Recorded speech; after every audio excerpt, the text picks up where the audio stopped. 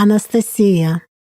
Well, yes, considering the fact that history too is being written not about the spiritual nature prevailing among the peoples of the world, but about domination of the animal nature in mankind, who ruled over whom and against whom the wars were waged. All right, could you tell us please how the following phenomena can be explained? In a paper on ethnology, I've read about superstitions and cases connected with Siberian shamans. Powerful shamans ask their relatives to rebury them 3 times after their death, once every 100 years. People pass this information from generation to generation. If a burial didn't take place for some reason, then the shaman started to invisibly haunt the living generation of his descendants and threaten them with disasters. If the new generation didn't respond to this, then the local population suffered various misfortunes, such as epidemics, loss of cattle, natural disasters, and so on. This was the case with both good and bad shamans. It was also mentioned that if people treated the memory of good shamans with respect, then they in turn protected them from any disasters or personal misfortunes. Rigdon. We must differentiate concepts here. In this world, both forces of the animal mind of the material world and forces of the spiritual world are at work. Manifestations connected with forces of nature mostly relate to actions of the animal mind. As for the human subpersonality, which during its life as a personality, while developing supernatural powers, reached a certain level of influence over people, it can only provoke a surge of the animal nature in people, affecting them mostly through their subconscious by means of an exchange of information.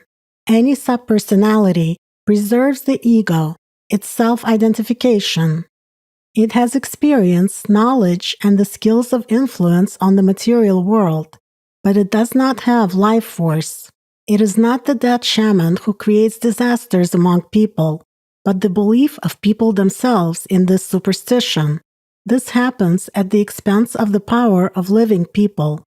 Besides, we must not forget about activation of power, the signs with which the shaman worked during his life, and spirits of this or that locale which are also controlled by the animal mind. However, this is another topic, not for this conversation. Anastasia. This means that subpersonalities remember everything. Rigdon. Yes, they are intelligent structures, and they're very scared and tormented by the future reincarnation, which on one hand extends their agony and on the other hand brings the final death closer.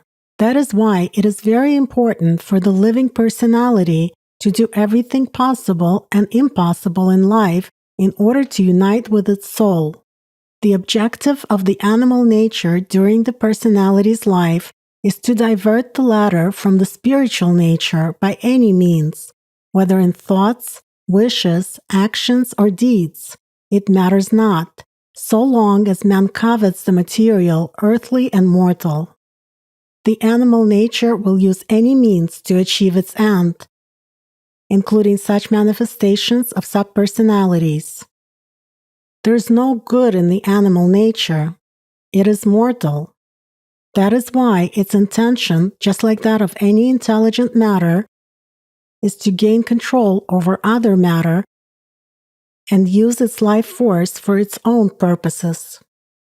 The animal nature does everything possible in order to change the direction of life vector of the personality and distract it from the spiritual nature. It does not disdain to use any means, its entire arsenal. And that, first and foremost, is aggression, attack. It is a search for the person's weak spot, where he or she can be mentally bitten and emotionally hit, or simply tempted with another sweet illusion. It constantly imposes new directives on a person or activates the old ones. The animal nature is dead man's dictatorship. Anastasia. You have hit the nail on the head about dead man's dictatorship, As they say, the earth is a coffin for every dead man. Everything that a person desires in this material world is indeed transient and mortal. Rigdon. The clever tricks of the animal nature are varied. If a person does not understand himself, he has a hard time in this life, and still harder afterwards. And it's not about external conditions, but rather about human choice. Life passes very quickly, and the worst thing about human existence is not the death of the body.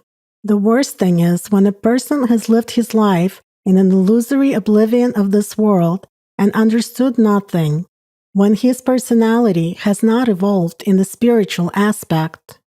Then absolute inevitability comes for him.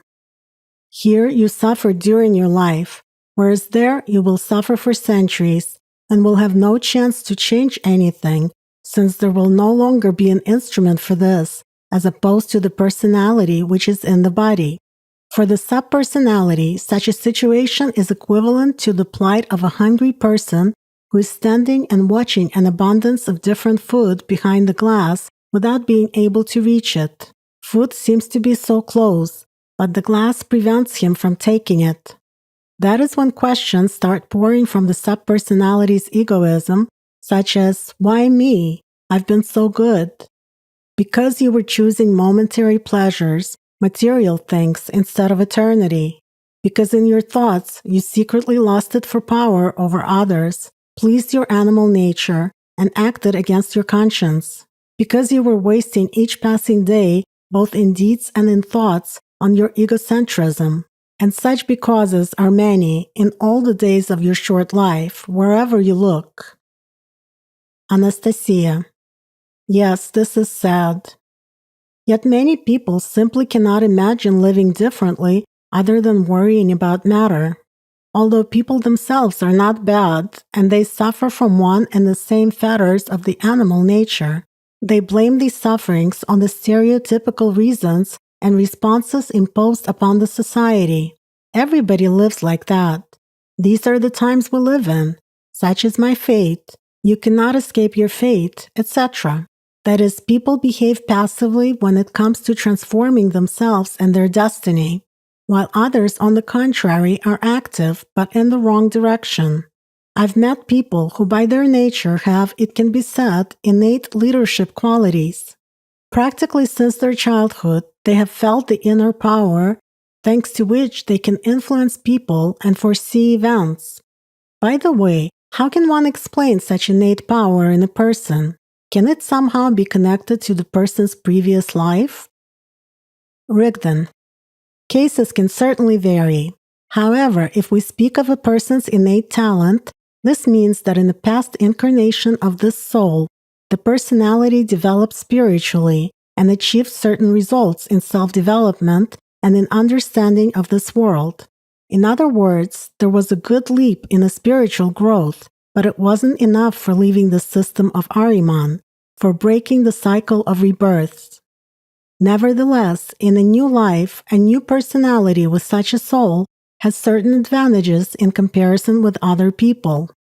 Human is born with a great energy potential, which if used properly, contributes to faster spiritual growth of the personality and gives it real chances to merge with the soul and leave the circle of rebirths. There are many such talented people. They feel that they're different from everyone. Since childhood, such people are quite sociable, have leadership qualities, the innate gift of influencing people, a certain level of sensitivity to events and manifestations of subtle energies, etc. However, there is another category of people with great potential. In childhood, as a result of conditions they got into, they grow up withdrawn and distanced from the outside world. And only later on, as adults, they develop their full potential.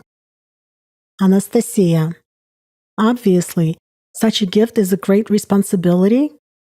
Rigdon. Yes, and in the first place for the person himself. Those born with great spiritual potential should understand that there will be an equally strong opposition from the animal nature side, and it will do everything to use this power for its own purposes. If knowledge which explains these moments is lacking in the society, if numerous thinking patterns are set like traps in the format of the animal nature, then such gifted people, following priorities of the society, start spending their unique power on implementation of programs of the animal nature. They notice that they can solve certain seemingly difficult issues quite easily. They understand that they have influence over others. It is easy for them to be leaders in any group. But without proper knowledge of themselves, as a rule, they start using their gift either for selfish purposes to implement programs of their animal nature or in general for the system which exists within a program of the animal mind. Thus, they become absorbed in matter, choose it more often, and develop this direction in their lives. This is how the animal mind deceives them. The animal nature activates in a person. A subtle substitution of the spiritual vector of life for the material one occurs, and this innate power is spent in favor of the animal mind. In very rare cases, such gifted people, overcoming strong opposition of their animal nature, become spiritual leaders, for instance. I mean, not those who possess religious power over people, but those who truly follow the spiritual path, really helping others develop spiritually and free their consciousness from the captivity of matter. But mostly, they use this gift to build a career for themselves, gain power, to accumulate material possessions, and so on. As a rule, such people become leaders in society. Some become public figures, others become businessmen, still others turn into crime lords, etc. Sometimes they simply surprise the people around them who cannot understand how and why it happens this way in life, when a clearly intellectually weak person, in their opinion, one without higher education, builds a financial empire which has an enormous influence. In fact, this person simply has a great inner potential and a narrowed consciousness which is directed towards material priorities, because the animal nature constantly dominates in him. If such a person broadened his horizons and chose spiritual priorities in life, that is, if he radically changed his inner direction of movement from negative to positive, then he would be able to achieve much in his spiritual development. Consciously transforming himself for the better, for the spiritual, he has more than a realistic chance of achieving spiritual liberation and leaving the circle of reincarnations already in this lifetime. Although every living person, by the way, has such a chance. It is a personal choice, purposefulness, self-development, and his perseverance of spiritual goal that play the decisive role here. I emphasize that such changes are connected solely with the transformation of a person's inner world. If a person tries to change their external conditions without changing internally, that will not do any good. Anastasia. I guess like the most people, when they're left alone, such people too feel the burden of matter and everyday problems from time to time. They obviously understand that everything they have achieved on the walk of life is not genuine. It is not the result which their soul desired, and that all this is mundane and superficial. Does it happen that the animal nature completely seizes control over such gifted people? Rigdon. It does. But in such cases, these people turn into really selfish, aggressive mutants. There is no other name for such creatures. But this only goes to prove that subpersonalities have practically no influence over which vector of his or her own development the new personality chooses during life. Let us put it this way. Even if the subpersonality had achieved significant spiritual heights back in its day, and all it lacked was only one step to nirvana, the final escape from the circle of rebirths, this does not mean that the subsequent personality will make this step. As a rule, the opposite usually happens, since such personalities, with a spiritually evolved subpersonality are exposed to more attention from the animal mind already in early childhood.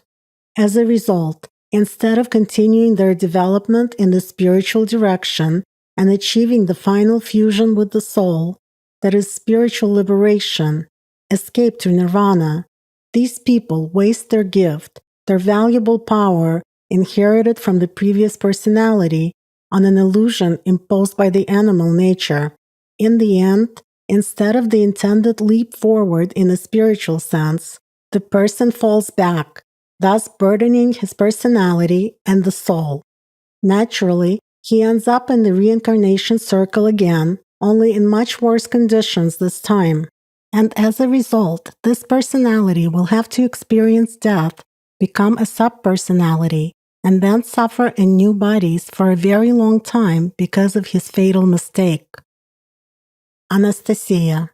So they spent this power not on a leap into eternity, but on ruling over their own kind in this mortal moment, which passes very quickly. Rigdon. Yes, it is foolish to give preference to mortal matter when just a footstep away from spiritual eternity. The body will die anyway, but what will you be left with? Intelligent material structure's fear of inevitable destruction is exactly the main reason due to which inner opposition to God and His world, coming from the animal nature, appears in a person. Such an opposition appears where the spiritual and the material worlds collide or intersect. This phenomenon is described in some religions as a battle between archangels and fallen angels. But in reality, these are mere associations. This does not mean that someone somewhere is waging a heavenly war for the human soul. All this is taking place here and now, inside every person. And the battlefield is his consciousness, thoughts, emotions, and desires. Their preponderance in favor of either the spiritual or the material means victory or defeat of the personality in the momentary battle for the soul, and eventually for the right to merge with it and transition to eternity. It is scary to lose a battle, but fatal to lose the war. Why does man fear God? By turn loving Him and then hating Him? Because everyone, due to repeated reincarnations of their soul, knows subconsciously that there is a spiritual world, there is God, and spiritual beings serving Him. The latter are called angels in legends among people, but they do not look the way people imagine them in the associative categories of religion. These are beings of another dimension, which is different from the three-dimensional world. After all, that reality cannot be described in words.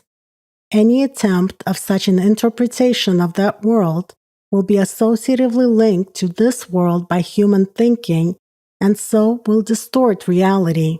And if the subsequent transfer of this information is then carried out under the dominance of the animal nature, will you yourself, having encountered it repeatedly, have seen what form these legends eventually take and how they're fleshed out with extra details.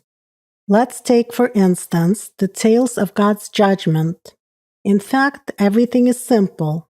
Each time after death of the material body, a person, or rather the personality and the soul with subpersonalities, has a meeting with representatives of the spiritual world and gives, so to speak, an answer for the life lived, after which man's further destiny is decided. Hence, various legends among the peoples of the world about God's judgment, the afterlife fate of man, and so on.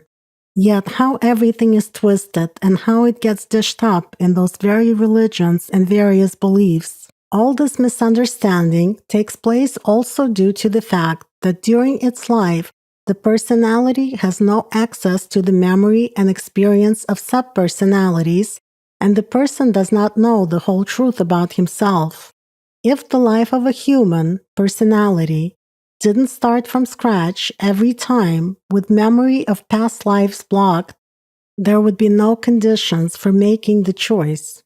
If people consciously remembered all the reincarnations of their soul and the unbearable suffering which their subpersonalities are still experiencing, I assure you that all people would have long ago become angels. But unfortunately, the memory of past lives is blocked. Each time a person has to plunge into this world again for the sake of independent, conscious, spiritual maturation of his personality. Still, what is good about such a clean slate of the new personality's consciousness? First of all, the fact that priorities are inscribed on it anew, which determine the dominant choice during the life of the new personality, regardless of previous merits of subpersonalities. That is, if the person drastically changes his life vector in favor of the spiritual nature, directs his dominant thoughts to the spiritual channel, and disciplines his consciousness, then he, the personality, will get a real chance to save himself and his soul in his life. After all, in such a case, he will start to qualitatively transform himself for the better and to live in the spiritual world. However, if human, the personality, again wishes to get caught in the fetters of material thinking with thoughts of the animal nature invariably dominating in him, then such a personality will have only one route, to become a subpersonality. For the person will be spending the power intended for liberating the soul on the never-ending desires of the material world. Do you understand the fundamental difference between the life of a person in whom the material dominates versus the one who is dominated by the spiritual? When the material dominates in consciousness, a person lives by the material world, only occasionally thinking about the soul. Sometimes he may even try doing spiritual practices. He usually regards the latter as one of his hobbies or as a means of helping to develop superpowers in order to strengthen his influence on people, and so on. At that, such a person naturally does not bother much to work on himself and tame his animal nature. But when the spiritual dominates, the personality in its new quality lives by the spiritual world, by its love for God, abiding in it constantly. In this state, the person looks at all the tricks of the animal nature with humor, knowing their nature and foreseeing its further attacks and subsequent actions. And they no longer burden the personality, for a person does not fall for them, because in his thoughts and feelings, he lives already by the spiritual world. As for the material world, he only comes in contact with it since he continues his existence in the physical body, doing good deeds. Anastasia. Yes, indeed. One who is in love is in God, and God is in him, for God is love. Rigdon. A truly holy human lives by this. Anastasia. The knowledge about subpersonalities is valuable, but in a person it may give rise to fear that he won't have enough time within this life to develop to a state of complete spiritual liberation of himself and his soul, and will therefore become a mortal subpersonality. Rigdon. Well, first of all, such fear can be caused only by egoism, that is, the animal nature. Secondly, you yourself have witnessed a person receive the knowledge, so to speak, from scratch, just like everyone else in the group. But he became so inspired by those seeds of the truth and desired to unite with the spiritual world so strongly that it took him only 2 years of responsible work on himself for the spiritual world to accept him. And this despite all the unfavorable living conditions he was in compared to the rest of the group. So where there is a will, there is a way. And thirdly, when love for God prevails in a person's life, any fear vanishes on the way to achieving the desired goal. I will give you a figurative example for understanding the essence of spiritual deeds. Imagine a person at war defending his motherland. He loves it so ardently and deeply that he is ready to fight for it with all his strength, stop at nothing for victory, and do everything possible and impossible for the sake of one goal, to liberate his motherland. He is ready to die for the love of motherland. He doesn't care what will happen to his body. The main thing for him is the feeling that he is experiencing, which leads him into battle and makes him fight triumphantly. And this feeling of love does not leave him even when he is taken prisoner by the enemy and knows that he is destined to die in agony, because he is filled with the feeling of true love for which he has lived and for which he will die. So everything depends on the person. If he is filled with true love for God, by which he lives every day, then there is no room for any doubt in him. He has only one goal: victory for the sake of liberating his soul. Anastasia. Yes, victory at any cost. Rigdon. So saving his soul is the main deed in the life of a human, his main goal, the meaning of his existence. The salvation of the soul is the real service to the spiritual world and not to the material one. Save yourself, and thousands around you will be saved. And there is nothing difficult here, as long as there is a wish. One should simply start with the basic, work on oneself. The human brain is like a computer. The output depends on what you put in. It will work in the direction of the goals you set and the programs you install in it. During life, its memory accumulates the experience of various associative sensations, perceptions, thoughts, feelings, and so on. These associations are mostly linked to impressions received from the surrounding world. Why is it very important for the modern person walking on the spiritual path to constantly broaden his horizons, read more, get acquainted with various information, and enrich his background knowledge in various fields?